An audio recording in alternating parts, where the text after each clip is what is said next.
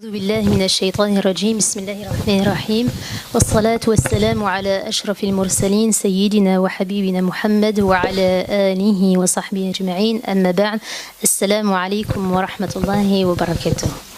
Donc je vais en quelques minutes vous présenter le Conseil théologique musulman de France que vous ne connaissez peut-être pas. C'est un conseil qui est né l'an dernier, au mois de mai, et qui est composé de chouyour, de savants, qui résident ici en France.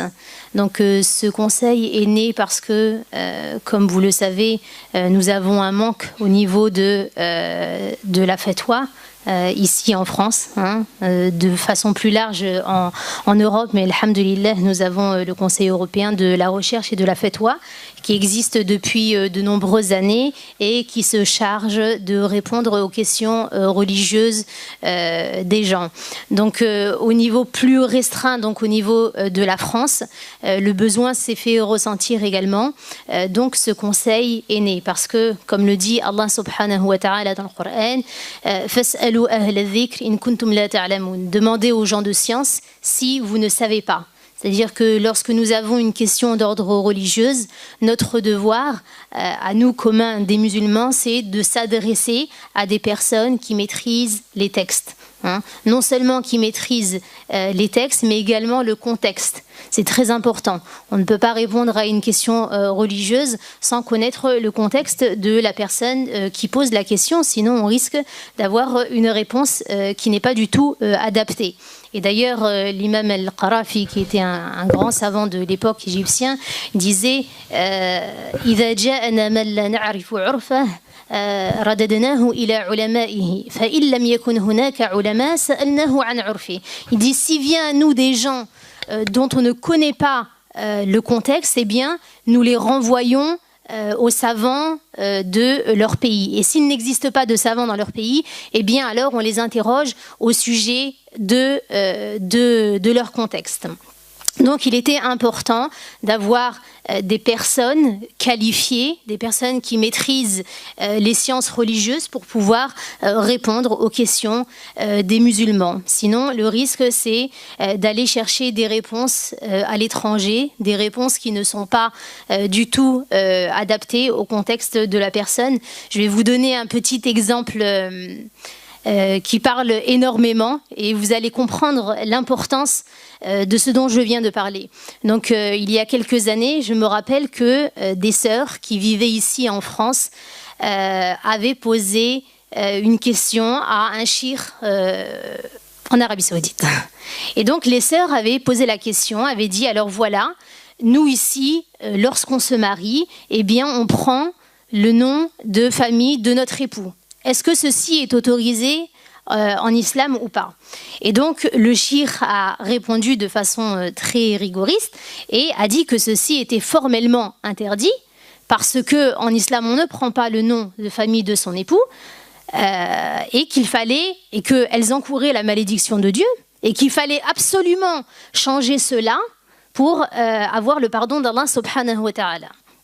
Donc le cheikh a répondu par rapport au texte parce que en effet, pour préserver la filiation, il est important de ne pas changer son nom de famille. C'est-à-dire que si je m'appelle Madame Dupont, par exemple, je suis la fille de Monsieur et Madame Dupont, et pas de Monsieur et Madame Durand. Si je me marie avec Monsieur Durand, je suis quand même la fille de Monsieur et Madame Dupont. Il est important de garder cette filiation.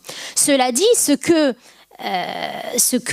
ce cheikh ignore, c'est que ici, en France, dans le contexte dans lequel nous vivons, eh bien, quand bien même on se marie et on prend le nom de son époux, eh bien, dans notre état civil, le nom de jeune fille est toujours préservé. Donc, il n'y a aucun problème qui se pose. Et là, la catastrophe, c'est que les sœurs, je me rappelle, j'étais présente, les sœurs avaient dit, eh bien, on n'a qu'à divorcer, comme ça, on va reprendre le nom de famille, notre nom de jeune fille, etc. Donc voilà les catastrophes que ça peut créer.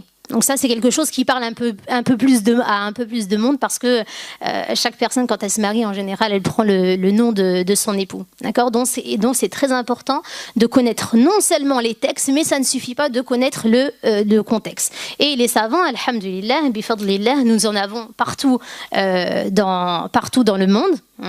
Et nous n'avons pas besoin d'aller à l'étranger pour aller chercher des réponses à nos questions. D'autant plus que, en général, lorsque nous allons poser nos questions, c'est sur Internet.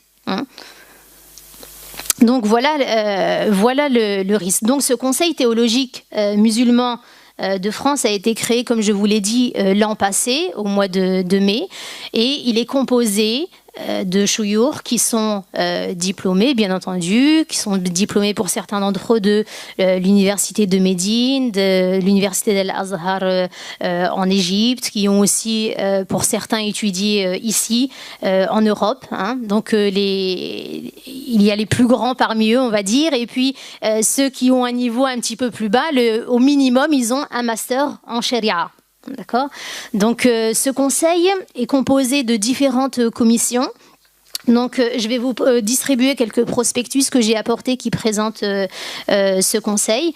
Donc, on a la commission de recherche et de formation.